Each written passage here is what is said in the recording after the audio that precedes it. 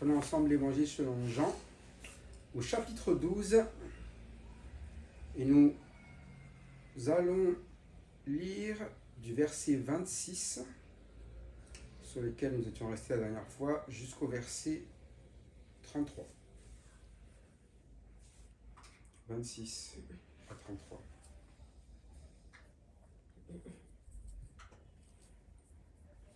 Lire un verset chacun, je pense, de ma gauche à ma droite. Si quelqu'un me sert, qu'il me suive, et là où je suis, là aussi sera mon serviteur. Si quelqu'un me sert, le Père l'honorera.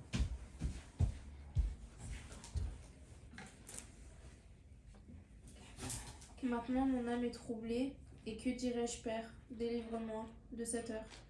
Mais c'est pour cela que je suis venu jusqu'à cette heure. Père, glorifie ton nom, et une voix vint du ciel. Je l'ai glorifié et je le glorifierai encore. La foule qui était là et qui avait entendu disait que c'était un tonnerre, d'autres disaient un ange lui a parlé. Jésus dit, ce n'est pas à cause de moi que cette voix s'est fait entendre, c'est à cause de vous. Maintenant a lieu le jugement de ce monde. Maintenant le prince de ce monde sera jeté dehors. Et moi, quand j'aurai été élevé de la terre, j'attirerai tous les hommes à moi. C'est quel... 33. Jésus, c'est ça, c'est... Ok. En parlant ainsi, il indiquait la mort, il devrait mourir. Donc on revient dans l'évangile selon Jean, sur le passage de la dernière fois, au verset 26, qui est un appel à servir. Mais c'est aussi la conformité de celui qui sert. On peut parler de service, tout le monde peut parler de service. Normalement, quand vous servez, il y a toujours une conformité à quelque chose. C'est-à-dire que si vous servez dans un restaurant, vous servez en conformité avec ce restaurant. Si vous servez chez quelqu'un, vous êtes toujours en conformité chez la personne chez laquelle vous servez. C'est-à-dire que vous ne servez pas normalement comme vous voulez, vous servez comme la personne qui vous appelle à servir le demande. Si vous êtes dans un restaurant gastronomique, vous ne pouvez pas servir comme si vous étiez au McDo. C'est pas possible. Parce qu'il y a des conformes, des choses qui sont demandées. Et parfois, c'est très compliqué ce qu'on nous demande parce que on nous demande d'apprendre des choses par cœur, des façons de faire, du langage. Et c'est quelque chose qu'il faut assimiler au fil des années. Mais ici, on parle d'un service. Si quelqu'un me sert, la seule chose qui est demandée, c'est une instruction. C'est laquelle? Qu'il me suive. Et chacun, tel que nous sommes aujourd'hui, il n'y a pas de critères pour le suivre. Il faut juste suivre. Il n'y a pas de concours de sélection. Il n'y a pas de diplôme à avoir. Il n'y a pas d'expérience. On dit juste, si quelqu'un me sert, qu'il me suive. C'est pour ça que c'est beaucoup plus simple. Quand vous avez quelqu'un à suivre, vous dépendez de la personne qui est devant vous. Ça veut dire que tant que lui arrive à faire les choses, vous n'avez juste qu'à suivre. C'est pour ça que quand on parle de servir Jésus-Christ, ce n'est pas un service où on en demande des capacités. On ne demande pas forcément d'être au-dessus des autres, d'avoir un côté élite, comme l'avait le Sanhédrin, où il y avait les chefs sacrificateurs, des personnes qui avaient étudié la loi pendant des années, des personnes qui avaient des critères très spécifiques. Là, il suffit juste de faire une chose, suivre. Pourtant, c'est bien souvent le plus difficile pour les hommes, c'est d'accepter de suivre. Parce que souvent, on n'a pas envie de suivre, on préfère être devant. Mais on ne se rend pas toujours compte de ce qu'il y a devant. Vous savez, quand vous êtes derrière quelqu'un, Ça, vous avez déjà monté à l'arrière d'une moto. Vous êtes à l'arrière d'une moto, vous avez toujours envie de regarder la route. Moi, j'ai toujours envie de regarder la route, mais c'est toujours gênant. À chaque fois, tiens-toi droit, parce que quand tu te penches, ça gêne celui qui conduit. Mais ici, ce n'est pas une question de gêne, c'est plutôt, il est devant, comme quelqu'un qui conduit, vous faites confiance à celui qui est devant. De toute manière, ce n'est pas parce que vous vous pencherez plus que la route va être plus fin, simple. Si vous faites confiance à celui qui conduit. Et là, ce qu'il demande, c'est juste, si quelqu'un me sert, qu'il me suive. Et il y a une promesse. Là où je suis, là aussi sera mon serviteur. Donc il y a une notion de faire confiance à celui qui est devant et de savoir aussi où il se trouve. Et c'est vrai qu'il y a des endroits où il se trouve dans notre image, ce sont des endroits où on n'a pas envie d'être. Mais la question c'est, celui qui parle, qui dit « là où je suis », il se trouve où aujourd'hui? Oui, au ciel, dans la gloire. Donc on aimerait tous se trouver là où il se trouve aujourd'hui. Mais il parle de suivre. Ça veut dire qu'il va falloir traverser toute la route qu'il a prise. Vous ne pouvez pas vous dire directement, je vais aller là où il est aujourd'hui. Il a dit, si quelqu'un me sert, d'abord il me suit. Donc il va falloir passer sur la route où le Seigneur est passé. Vous connaissez ce qu'il a demandé aux disciples, que chacun se charge de sa croix. Et souvent on ne veut pas suivre la croix, mais on veut aller directement dans la gloire. Pensant que la croix ne fait pas partie de la vie de service que demande le Seigneur. Mais ici, il va dire tout le contraire. Si quelqu'un me sert, qu'il me suive, et là où je suis, là aussi sera mon serviteur. Si quelqu'un me sert, le Père l'honorera. Donc il y a la finalité. C'est ce qu'on veut tous, c'est avoir l'honneur du Père, avoir la place que le Père réserve, qu'il a donnée au Fils, qu'il nous donne à nous, qui le suivront. Mais il y a maintenant. Et c'est ça qu'on voit au verset 27. Quand on le suit, il y a un maintenant. On ne parle pas d'abord du futur. On parle de maintenant. Et maintenant, qu'est-ce qu'il y a? Maintenant, mon âme est troublée. Quand on sert, il y a des choses qu'on n'a pas envie de vivre. Et parmi les choses qu'on ne veut pas vivre, c'est le trouble. C'est-à-dire des moments où ce n'est pas quoi? Ce n'est pas clair. Vous ne savez pas ce qui va se passer, ou vous savez ce qui va se passer, mais vous n'êtes pas dans l'attente de recevoir quelque chose qui va se passer. Et quand même, c'est le Seigneur qui parle. Il dit, mon âme est troublée. Ça veut dire qu'il y a quelque chose quand même qui est devant lui, qui est difficile à voir, qui est difficile à accueillir. Et parfois dans le service, il vient des moments où on se pose des questions sur ce qu'il y a devant. Est-ce que vraiment je suis obligé de passer par là? Est-ce que je suis obligé de passer par là? Mais je sais que c'est la volonté de Dieu. Mais est-ce qu'il n'y a pas un moyen de ne pas passer par là? Et c'est bien de voir cela, que si on sert le Seigneur, on le suit, ça veut dire qu'il a connu un moment où son âme était troublée. Donc si nous avons parfois des troubles dans notre vie, que nous ne soyons pas en train de penser que ce n'est pas normal. C'est normal. La question, c'est comment nous allons répondre aux troubles. Quand vous voyez nos troubles, c'est que vous avez du mal à distinguer les choses. Et c'est le Fils qui dit cela. Il dit, que dirais-je? Ça veut dire qu'il y a la bouche qui a envie de dire autre chose que ce qu'il devrait dire. Et ce qu'il est en train de dire là, maintenant mon âme est troublée, et que dirais-je? Père, délivre-moi de cette heure. Délivre-moi de cette heure. Ça veut dire qu'actuellement, il est dans une situation qu'il jugerait comment? Normalement, humainement parlant, comme une situation de quoi? Si on parle de délivrance. Impossible. Impossible, mais si on parle de délivrance, même, c'est une situation de quoi?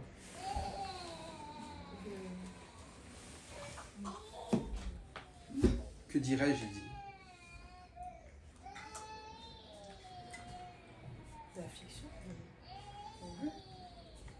affliction, mais une situation qui va faire quoi? Ça fait pas mal. Qui va faire très mal. Mm. Et parfois, dans notre vie, nous avons devant vous quelque chose là, ça va faire mal. Et on le sait que ça va faire mal. On sait qu'en avançant là-dedans, ça va faire très mal. Et on a envie de s'éloigner de cette situation. Le problème, c'est qu'en s'éloignant de cette situation, il y a quelque chose qu'on ne va pas pouvoir faire. Et c'est pour ça qu'il dit, mais c'est pour cela que je suis venu jusqu'à cette heure. Et le service, ce n'est pas de regarder ce qui risque de nous arriver de mal, mais de savoir qu'est-ce qu'on est venu faire en réalité sur cette terre. Et sur cette terre, c'est d'abord maintenant. Dans le ciel, c'est quand le Seigneur reviendra, quand on y montera. Mais maintenant, il y a des troubles. Mais quand il y a des troubles, moi je pose la question, comment est-ce que nous réagissons? Est-ce que nous sommes là en train de nous plaindre et puis de ne pas vouloir avancer? Ou que dirais-je? Père, délivre-moi de cette heure, point d'interrogation. Mais qu'est-ce que veut le Père? Est-ce qu'on est prêt à se rappeler ce que demande le Père pour nous sur cette terre? C'est ça, quelqu'un qui sert. Quelqu'un qui sert, il est là pour ramener ce qu'on lui a demandé. Et suivre Jésus-Christ, on va voir que c'est ce qui va être bon. Mais suivre Jésus-Christ, ça implique de savoir qu'est-ce qu'il est venu faire lui. C'est vrai que quand vous avez regardé la vie de Jésus-Christ, eh bien, on ne peut pas dire que sa vie, c'était de profiter de ce qui se passe vraiment sur cette terre. On dit profiter, c'est-à-dire que dans la vie, il n'était pas là en train de consacrer chaque moment pour son bien-être. Aujourd'hui, on a une nécessité de bien-être. Bien vivre, bien-être. Le bien de qui, avant tout, donc? Bien. Le bien. C'est la société d'aujourd'hui. C'est une société où on ne prend pas à servir, mais comme on l'a dit la dernière fois, on apprend plutôt à se servir. Et on vit toutes les choses en se posant la question, est-ce que ça va me servir? C'est pour ça que lorsqu'on voit une affliction, on ne dit pas, mais à quoi ça me sert? Mais on se pose la question, est-ce que c'est au service de Dieu? Et ma question pour chacun d'entre nous, c'est est-ce que notre vie, aujourd'hui, est dédiée au service de Dieu? Et spécifiquement, au service ici de qui? De Jésus-Christ. Est-ce que votre vie, elle est en train de se poser la question, qu'est-ce qu'il y a de bon pour moi aujourd'hui? Ou vous vous posez la question, qu'est-ce qui est bon selon Jésus-Christ? En tout cas, il a donné un appel, si quelqu'un me sert, qu'il me suive. Mais si quelqu'un ne veut pas me servir, par défaut, il se servira tout seul et il sortira du service qui est pour le mien. Et à chaque fois qu'il y a des situations de trouble, eh bien, au lieu de se demander ce que le Père veut pour lui aujourd'hui, il va se demander ce qu'il veut pour pouvoir quoi? Se sortir de cette situation. Mais il dit une chose, Père, verset 28, il ne dit pas glorifie mon nom, il dit glorifie ton nom. Et pourtant son nom mérite d'être glorifié. Mais il est ici sur cette terre pour donner gloire à qui? Au Père. Que tout le monde sache qui est le Père, l'œuvre du Père et la manifestation de l'amour du Père par Jésus-Christ. C'est par Jésus-Christ que nous avons vu manifestement que le Père nous a aimés. Vous connaissez le verset, on l'a déjà vu avant. Dieu a tant aimé le monde qu'il a donné son Fils unique. Et l'amour de Dieu est manifeste, dit encore l'épître de Jean, en ce qu'il nous a donné son Fils. Jésus-Christ manifeste, ça veut dire c'est visible. C'est par l'œuvre que Jésus-Christ va faire là que l'on va voir tout l'amour du Père. C'est pour ça que notre vie même, eh bien, devrait aussi servir Christ pour que les hommes, les femmes de ce monde voient l'amour de Dieu en Jésus-Christ parce que nous suivons Jésus-Christ et qu'ils voient cela dans notre vie. Mais si nous dédions notre vie à nous-mêmes, eh bien, tout ce qu'on verra, c'est notre amour de nous-mêmes. Mais ici, on voit le Fils qui cherche avant tout à glorifier le nom du Père. Et nous nous appelons des chrétiens. Théoriquement, notre vie est donc là pour glorifier le nom de qui? De Jésus-Christ. Lorsque nous avons des choix à faire dans notre vie, eh bien, posons-nous toujours la question, est-ce que c'est à la gloire de Christ que je fais cela? Est-ce que je suis Christ? Est-ce que je suis prêt à être là où est Christ? Et je suis prêt à aller au ciel. Mais aujourd'hui, est-ce que je suis prêt à vivre dans le trouble, dans ma propre âme? Des situations de trouble dans ma vie. Ou est-ce que je les évite? Parce que d'abord moi. Si vous savez pourquoi vous êtes venu sur terre, eh bien vous êtes venu pour glorifier le nom de Christ. Et donc amener les personnes à Christ.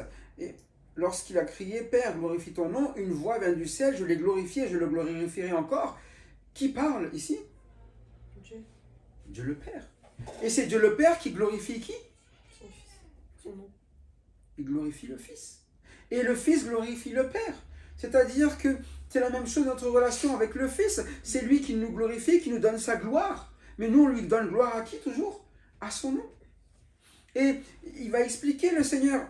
Quand ils ont entendu cela, les gens disent, mais c'est quoi? C'est un ange qui a parlé. Mais Jésus dit, c'est pas à cause de moi que cette voix s'est fait entendre, c'est à cause de vous, que vous compreniez comment ça se passe. Que vous compreniez que le Père donne gloire au Fils, mais aussi le Fils donne gloire à qui? Eh bien, à ses serviteurs aussi. Mais ce n'est pas à nous de chercher la gloire. Nous cherchons la gloire du Fils. Tout comme le Fils a cherché la gloire de qui? Du Père. Il nous a montré comment servir. Et il nous a montré comment il a été honoré par le Père. Et nous, souvent, nous cherchons l'honneur sur cette terre. Nous voulons être honorés déjà aujourd'hui, sans attendre l'honneur qui est le vrai, celui que Jésus-Christ donne, celui que le Père donne. Mais lorsque nous cherchons cela, eh bien, nous perdons nous-mêmes. Et c'est pour ça que c'était pour la foule, avant tout, ce message. Cette foule qui s'égare si facilement parce qu'elle cherche Dieu, mais elle ne veut pas honorer celui que Dieu a envoyé, qui est le Fils. Et c'est pour ça que le Fils a été envoyé. C'est pour qu'il soit quoi? Celui qu'on suit. La lumière, le chemin, la vérité, la vie. On verra plus tard, mais ça sera dit clairement, nul ne vient au Père que par lui. Et c'est là que vous comprenez. Parce qu'il faut le suivre. Pour recevoir cette vie selon la gloire du Père. Si quelqu'un me sert le Père, le Père l'honorera. C'est vrai seulement si on suit Jésus-Christ, si on le sert réellement. Et c'est pour ça que cette foule est amenée à servir Christ. Mais cette foule, maintenant, elle n'est pas en train de servir. Maintenant, elle se pose toujours des questions. Qui est cette personne? Pourtant, ils viennent de voir quoi? Un miracle qui ne peut être donné que par le Père. Ils ont vu quoi? Eh bien, Lazare ressuscité. Et certains d'entre eux sont toujours là en train de chercher à quoi? Le faire mourir. Au lieu de servir, ils sont plutôt dans le contraire, ils essaient de desservir le ministère de Christ. Et lorsqu'on essaie de chercher notre propre intérêt, vous savez, il n'y a pas trois voies, il n'y en a que deux. Soit on suit, soit on ne suit pas. Soit on le sert, soit on se sert. Il n'y a que deux voies possibles. Et vous avez vu, lorsque le Sanhédrin, les chefs sacrificateurs, ont essayé de se servir, ça donne toujours quoi? D'attaquer ceux qui servent. C'est pour ça que, si vous suivez Christ, moi je vous pose une question. Qui est-ce qu'il a déjà attaqué? Qui est-ce que Christ a attaqué déjà? Est-ce que vous avez eu un témoignage où le Seigneur a fini par essayer de détruire la vie de quelqu'un, essayer d'empêcher quelque chose chez quelqu'un? Non. Même ceux qui voulaient le faire périr, là, il va se livrer. Et là, vous allez voir, même Judas, il va le laisser où? Vous l'avez vu la dernière fois, hein, il piquait dans les caisses. C'est ça, hein? Il se servait lui-même. Et Jésus va faire quoi? Il va faire quoi, Jésus? Il va aimer, il va rien faire. Oh, il ne va pas rien faire. Hein. Si vous prenez avec moi, on relit le début de ce chapitre, verset 4.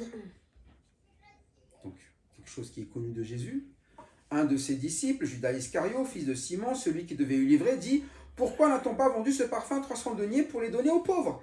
Il disait cela, non qu'il se mit en peine des pauvres, Mais parce qu'il était un voleur et que dans la bourse, il prenait ce qu'on y mettait. Et c'est pas que Jésus va rien faire, il va faire quelque chose. Bon, c'est un voleur, hein. Pourtant c'est un apôtre, dans le statut là. Il est là avec lui. Mais Jésus, verset 7, il fait quoi? Il l'enseigne, non? Il n'est pas en train de lui enseigner. Il n'est pas en train de s'occuper quand même de lui. Il le reprend sur son attitude, sur sa façon de faire. Mais non, laisse-le garder ce parfum pour le jour de ma sépulture. Vous avez toujours les pauvres avec vous, mais vous ne m'avez pas toujours. Il lui en plaît plutôt à quoi? À profiter du moment où il est là. Maintenant, pour Judas, pourtant Judas, on sait tous ce qu'il va faire, ce qu'il se prépare à faire. Aujourd'hui, nous le savons, et Jésus-Christ, à l'époque, il savait très bien. Mais maintenant, quand même, ce n'est pas notre façon de faire. Maintenant, cette façon de faire, elle est pour qui? Eh bien, pas pour ceux qui suivent Christ, mais pour ceux, verset 31. Maintenant a lieu le jugement de ce monde. Maintenant, le prince de ce monde sera jeté dehors. Il n'y a que deux voies. Il y a le prince de ce monde, il y a celui de Jésus-Christ. Et maintenant, il y a un jugement. Toutes les personnes qui sont opposées à Jésus-Christ se retrouvent dans un jugement déjà, et ce jugement, c'est le jugement de l'opposant. L'opposant, c'est le prince de ce monde. C'est lui, l'ennemi. Et le prince de ce monde, il a une finalité. Qu'est-ce qui va lui arriver? C'est pas Jésus qui jette dehors, hein. C'est juste parce que il va être dehors. Et tous ceux qui le suivent finissent où? Dehors. C'est pour ça qu'il y a ce danger de ne pas servir Christ. C'est-à-dire qu'à un moment donné, nous nous retrouvons hors de suivre Christ. Il y a toujours un jugement. Certes, on ne va pas être, si nous sommes des chrétiens, jetés du royaume de Dieu. Le royaume de Dieu, il est acquis. Mais nous ne le vivrons pas ici sur terre. Nous vivrons en dehors du royaume. Nous ne vivrons pas l'honneur qui est donné à ceux qui servent. Nous serons là toujours dans le trouble et enterrés dans notre trouble. En ne sortons pas de là. Mais c'est sûr que si c'est la foule que nous ne croyons pas en Christ, nous serons vraiment dehors. Et nous n'avons pas la promesse de l'éternité. Bon, déjà, il faut que ce soit clair pour nous. Est-ce que nous avons déjà fait le choix dans notre vie de donner notre vie à Jésus-Christ et de dire, mais moi je vais suivre Christ. Je sais que derrière lui, je vais bénéficier de tout ce qu'il a préparé pour moi, devant moi. Et vous savez que sa direction, là, c'est pour ça qu'il a ce trouble dans l'âme. Il se dirige vers la croix. Il se dirige vers la mort, mais pas une mort qui est n'importe laquelle. C'est celle qui est la raison pour laquelle il est venu. C'est de quoi? Voici l'agneau de Dieu qui ôte, vous vous rappelez au début, les péchés. Quand Jean a annoncé ça, au tout début, vous vous rappelez, première fois, il voit Jésus, il y a déjà tout dedans. Comment est-ce qu'un agneau ôte le péché? Qu'est-ce qu'il faut faire? Il faut quoi? Sacrifier. Il faut sacrifier. L'annonce a été déjà à l'intérieur de ce qu'a dit Jean. Depuis le début, voici l'agneau de Dieu qui ôte le péché du monde. Donc il y a une gloire derrière. Mais il va falloir que cet agneau passe par quoi? Par le sacrifice. Et c'est pour ça de nous dire simplement, mais la vie de Christ a été déjà tracée, c'est pour ça qu'il est venu. Mais cet agneau, nous l'avons vu, nous l'avons contemplé, et nous avons vu sa gloire. La gloire du Fils unique qui vient du Père. Et c'est ce que nous contemplons, nous voyons sa vie, et lorsque nous le suivons, nous aurons tout avec lui. C'est ce qui est notre promesse, nous aurons l'héritage avec lui, mais nous hériterons tout. Pas juste en pioche. Et croyez-moi, la vie sur cette terre est un bon héritage. Parce que nous avons juste à suivre Christ. Et Christ a déjà tracé le chemin pour nous. Et le chemin qu'il nous indique là, ce n'est pas d'être jeté dehors, mais de vivre où? À l'intérieur du royaume de Dieu. Dès que vous avez cru, vous pouvez y y marcher. Il suffit de le suivre et ce n'est pas dépendant de vous. Regardez bien, et bien ces disciples qui le suivent, ils ne font que le suivre et la grâce sur grâce, ils grandissent en Jésus-Christ. Et c'est pour ça qu'il nous dit maintenant, hein, répète plusieurs fois, maintenant a lieu le jugement du monde, maintenant le prince de ce monde sera jeté dehors, et moi, ça c'est le futur, quand j'aurai été élevé de la terre, j'attirerai tous les hommes à moi. Donc on sait pourquoi il est venu pour attirer tous les hommes à lui. C'est-à-dire que s'il ne fait pas cette œuvre, tout le monde finira où? Ah, ils sont où tous les hommes à la base là? Dehors. Donc il fallait qu'il soit élevé pour attirer tous les hommes à lui. Et nous, souvent, c'est ça le problème lorsque nous ne voulons pas suivre le Seigneur. Nous pensons que nous pouvons ramener les gens à Christ autrement que sans le suivre. Nous voulons attirer les gens juste sur des moments de notre vie où nous disons, voilà, j'essaie de dédier un temps pour Christ, mais le servir, c'est le suivre. Quand? Tout le temps, hein? C'est pour ça que il y a une œuvre ici de Jésus-Christ qui est arrivée jusqu'à la croix, mais toute sa vie, ça a été de ramener les gens au Père. Vous avez vu depuis le temps qu'il ne fait que parler de cela, de nous faire marcher non pas dans les ténèbres, mais dans la lumière, pour le bon berger qui nous conduit tout simplement vers ses bons pâturages, en tout cas, d'être celui qui est la résurrection et la vie. Et tout ce qu'on a connu de lui, eh bien, c'est ce qui nous permet de tout simplement être amenés au Père. Maintenant, est-ce que c'est notre volonté que de ramener les gens, c'est vrai, au Père, mais surtout à celui qui ramène au Père, c'est-à-dire à Christ? Est-ce que notre vie est faite pour cela? Est-ce que notre vie est dédiée à cela, ou notre vie est parfois, quand j'ai le temps libre, quand j'ai pas autre chose à faire, quand j'ai pas autre chose à suivre, c'est là simplement que je peux m'occuper un peu des affaires de Jésus-Christ. Mais celui qui me suit, il dit, mon serviteur, il est là où je suis. Il n'est pas là de temps en temps, quand il a le temps. Et sa mission, c'est d'attirer tous les hommes à lui. Et nous, notre vie sur cette terre, elle est là pour lui rendre gloire, afin que tous les hommes viennent là, à lui. Regardez la vie de Lazare. Les gens venaient à Lazare, et ils finissaient par croire en qui? En Lazare? En Jésus-Christ. Parce que sa vie, elle était juste d'être avec Jésus-Christ. Il a fait quelque chose de spécial. Il n'a fait que être là où était Jésus-Christ, sur la même table que lui. Et c'est tout ce qu'on demande à chacun d'entre nous. Suivre. Ici, bas, sur cette terre. Même si on ne fait pas des choses impressionnantes comme les gens le pensaient, juste suivre. Là où il est, là où on sera. On acceptera les maux, les troubles qui vont avec. Moi, quand j'aurai été élevé de la terre, j'attirerai tous les hommes à moi.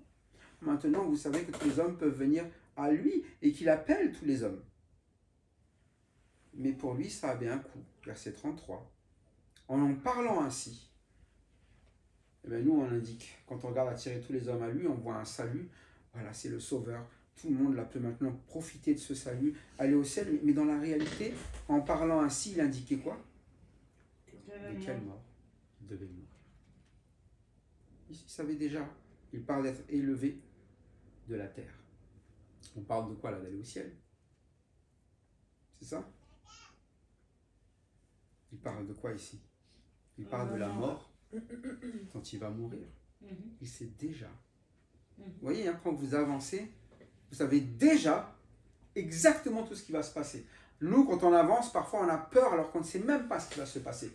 Mais lui, il savait exactement. C'est la croix. C'est la souffrance. C'est dur. Imaginez-vous en train de penser à ce qu'on va vous faire. Ça s'appelle de la quoi? De la torture. Hein. Avant même d'y aller. Mais lui, il va le vivre. À cause de qui? De chacun d'entre nous. Parce qu'il fallait attirer tous les hommes à lui. Si aujourd'hui, vous pouvez venir à Christ, si vous voulez pouvez vivre la gloire de Christ, si vous pouvez le suivre, si vous pouvez avoir cette espérance dans le ciel, c'est parce qu'il a accepté, quoi? La mort de laquelle il devait mourir. Et nous, est-ce que nous acceptons eh bien ce qui nous est réservé, c'est-à-dire suivre Christ et ce qui va avec? Ce qui va avec, c'est forcément quoi?